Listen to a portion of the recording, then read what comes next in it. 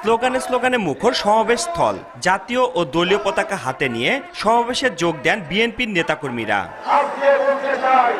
শনিবার বিকেলে সিরাজগঞ্জের এনায়েতপুর ইসলামিয়া উচ্চ বিদ্যালয় মাঠে বৈষম্য বিরোধী ছাত্র আন্দোলনে নিহতদের স্মরণে বেলকুচি ও চৌহালি উপজেলা বিএনপির আয়োজনে সমাবেশ হয়।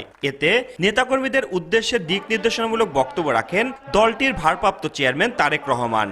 এ সময় ছাত্র আন্দোলনে নিহতদের আত্মত্যাগ গভীরভাবে স্মরণ করেন তিনি। তারেক রহমান বলেন, নেতাকর্মীরা যদি ঐক্যবদ্ধ থাকে তাহলে দেশের মানুষের আশা ও প্রত্যাশা পূরণ করা সম্ভব হবে। মানুষের ভোটের অধিকার নিশ্চিতের আহ্বান জানান তিনি।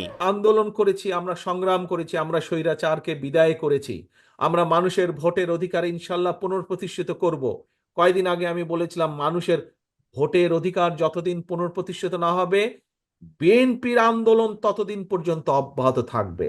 দেশকে এগিয়ে নিতে ও জনগণের ভাগ্য পরিবর্তনে শুধু সংস্কার প্রস্তাবে থাকলেই হবে না, রাজনৈতিক অধিকার আদায় করতে হবে এবং অর্থনৈতিক মুক্তি লাগবে বলে জানিয়েছেন বিএনপির ভারপ্রাপ্ত চেয়ারম্যান তারেক রহমান।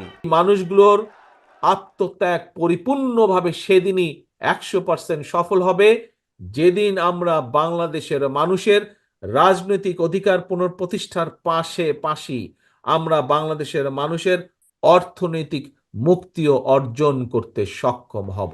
এলো ভিশন মুশকিল আসান অফার। যে কোনো ব্র্যান্ডের পুরনো ফ্রিজ নিয়ে চলে আসুন ভিশন শোরুমে আর নিয়ে যান নতুন ভিশন ফ্রিজ।